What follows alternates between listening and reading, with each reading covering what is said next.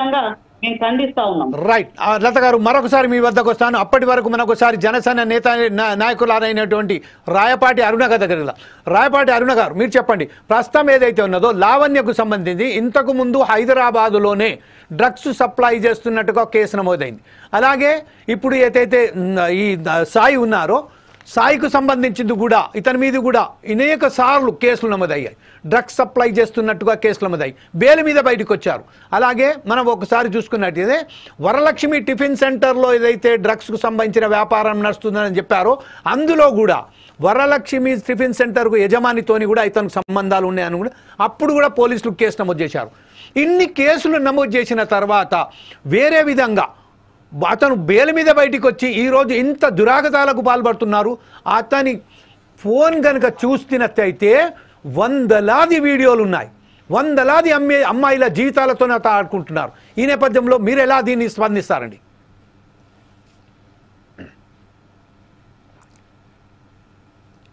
నమస్తే సార్, ప్యానెల్లో ఉన్న పెద్దలకి, మీకు వీక్షకులు నమస్కారం.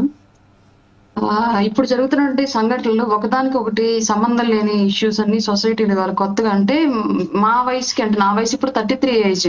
ఈ వయసుకి నేను టీనేజ్ లో ఉన్నప్పుడు అసలు కనీ విని ఎరగడానికి, కనీసం దగ్గర నుంచి వినటానికి కూడా జుగుప్సాకరంగా ఉండేటువంటి అంశాలు ఇవాళ టీనేజ్ లోకి కూడా రానటువంటి వయసులో ఉన్న వాళ్ళు కూడా చాలా అదొక ఫ్రీక్వెంట్ గా చేసేటువంటి సిచ్యువేషన్ వాళ్ళ సొసైటీలో ఏర్పడింది. దానికి కారణం టీవీలు అయి ఉండొచ్చు, మొబైల్స్ అయి ఉండొచ్చు, లేదంటే పెరుగుతున్నటువంటి చుట్టూ ఉన్నటువంటి నాగరికత అయి ఉండొచ్చు, కారణాలు ఏమైనా అవ్వచ్చు. కానీ ఒక్క అబ్బాయిలదే తప్పు అనే దానికన్నా కూడా వ్యవస్థలో వస్తున్నటువంటి మార్పులను అర్థం చేసుకోవటంలో అమ్మాయిలు వెనకబడున్నారు.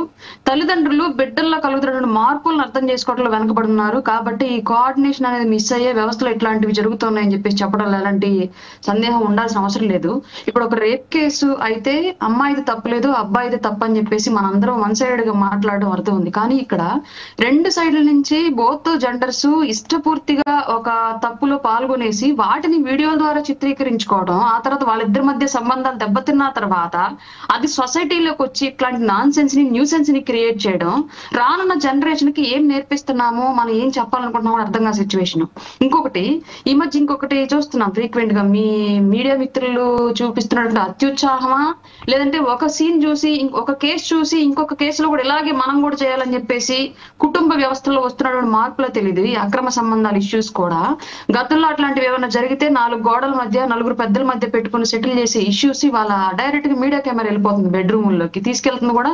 అయితే అవతల వ్యక్తి భార్య, లేదంటే అవతల వ్యక్తి భర్త, ఇట్లాంటి వాళ్ళందరూ కూడా తీసుకెళ్లిపోయి సొసైటీకి సంబంధం లేనటువంటి ఒక ఫీడ్ ని సొసైటీలోకి ఇంజెక్ట్ చేస్తా ఉన్నారు. దీని ద్వారా ఏం నేర్చుకుంటారు పిల్లలు, సమాజానికి ఏం అవసరం ఉంది, దీని ద్వారా ఎందుకు ఉపయోగం? ఇవాళ కొత్తగా మనం చూస్తున్నామా?